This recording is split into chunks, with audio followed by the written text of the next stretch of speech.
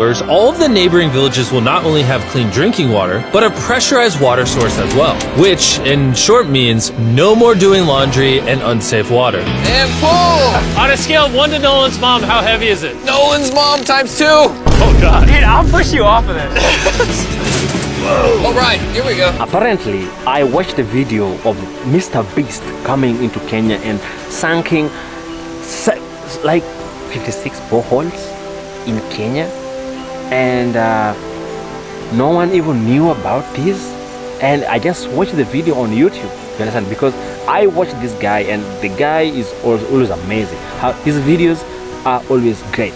But this video is not about Mr. Beast coming into Kenya and making holes and digging wells, giving people clean water. And you know that clean water is something is the most important thing, because we depend on water. We need water, and in other places people can't even get that dirty water. Just imagine, in other places people can't even access that dirty water. Just leave alone that. So people travel like 20 kilometers only to bring 20 liters of water, which they're gonna spend the whole family. And in these places, these people, they don't even take bath. They haven't even heard what water is. That water is only for drinking. Do you know when this kind of people, they took bath? Do you know the last time these people took bath?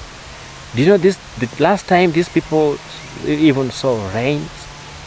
So I was so impressed when I watched Mr. Beast's video, and I knew that one day he's going to come to Kenya, and he chose Kenya. Kenya is my country. I was born and raised in Kenya, and I just lived in some other places.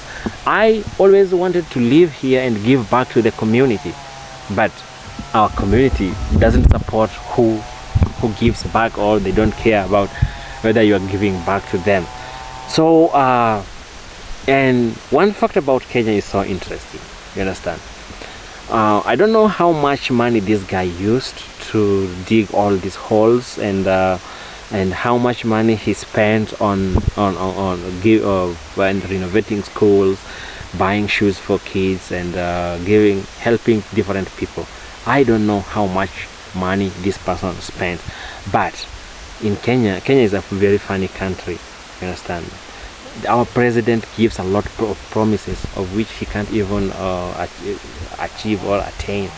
He gives a lot of promises which he can't even adhere to. So that's our country. This is the country where we have a lot of NGOs. Bro, I'm telling you, this country has got a lot of NGOs. Let me tell you, we have slums, you know. In these slums, why are these slums not like, why are these slums expanding? You understand? So slums are the perfect places for the NGOs to squander money from the good well-wishers who have good intentions, that one day they will the people in Kenya, the people in these slums, the people in these poor places will one day see light. These people will one day have clean water. These people will one day have good roads. These people will one day have lights. These people will one day have a better education, and the orphans in these places will one day appreciate and will also see the worth of living more and more life, even after losing hopes due to the circumstances that made them orphans. You understand? So an NGO will come. Like we'll say, the project costs like 200 million Kenya shillings. That from all donations from all over the world. Now they want to build a borehole. They will dig a borehole. One borehole supplies water, but they're gonna use fake materials, cheap materials, to an extent that these things will destroy very fast, and the process will continue. So people, they really know that people in slums, these people, they have low, the life in these places are so difficult to an extent where they wanna eat because they wanna show the pictures, take these people's pictures, and let these places generally these places cannot develop. If you develop a place, it means that that place has got good electricity, good roads, good housing. Will they again need to be helped? Will they still seek for someone to help them? So that's the main thing here. So the NGOs, the well-wishers, some people who just come up and get money and they just want to squander money, these are the zones where people get rich. And the NGOs and some sectors of the government are really corrupt in this particular sector. But I was happy to see what Mr. Beast did for my country. I want to say, so I made this video to say thank you to Mr. Beast for coming to Kenya and doing something great, something that the government will take 15 good years. Even like someone coming to your country and launching 52 boreholes at once. You see, what is something that a ministry cannot even do. The president just leaves the office to go and launch one borehole. Just launching one borehole. This is so terrible because you'll just launch one borehole, and after launching one borehole, you want people to clap. You want all the media houses to say the president launched this, the president did this. And that's the trend even comes to the MPs we are having. So the government has the system in, like, I don't know what's wrong with our country, because they went and adopted American Constitution and American forms of government system where they have senators, governors. What are these even senators doing? Why are we having senators? We have the MPs. What good do these MPs do? Now that we have the MCA, and now we have the national, now we have the county government, the local governments. Now here we have the governor is the president at this particular region. If the governor can bring money from, if the money can be channeled to the governors, this small government, why can't this government just control and maintain itself? Now, why are we having the senators? What does these people even do? Because the salary they spend, most Kenyan money budget goes to salary allocations, and they earn a lot of money. Just leave alone the ones they are stealing. So they earn a lot of money, and at the same time they also steal. They steal from this, and the trend just goes from top to the bottom. And I think that's why they're calling this kind of government the bottom-up economy system.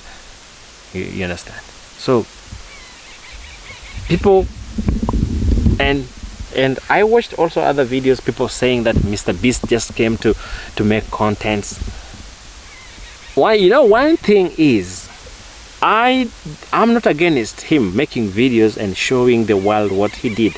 That's the content. That's why he made that. He was able to make all those boreholes, and he brought light to the people, and he also brought made bridges for these communities.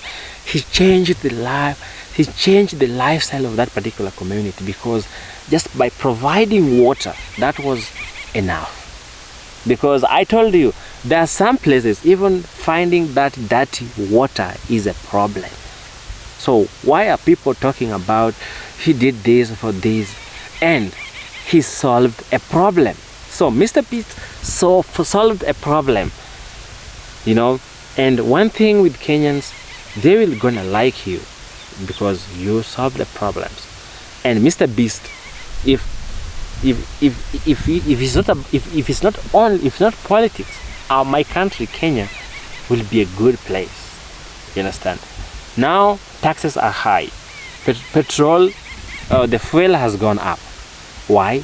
The government is looking for, is adding more taxes and taxes on fuel and whatever to raise money, because the country is sinking, and they want to pay the more CS that the government, this regime is trying to pay the loyalties. They say that the loyals are always, loyalty is paid in installments, you understand? So they give you a position, no money for that, no salary for that, and no budget allocation for that. That's now where the problem comes in. They raise and raise and raise and raise and raise. So that's bullshit, bro.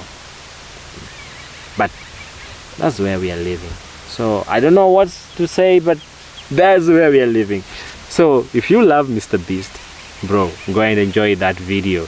You're gonna like it. Just write Mr. Beast and you will see the video where he sank 100 boreholes in Africa. And if you don't have water, proper water, you not just water, clean water, then what kind of people are you leading? What kind of a leader are you gonna be? A leader should solve people's problems, not create problems for people themselves to solve them. So if you dug a borehole, if you give people water, if you give people light, you are solving problems. And that's why I loved this politician, Mike Mbovi Sonko. The guy was good. You don't have school fees, he solves that. He gives you school fees. That's the thing you need.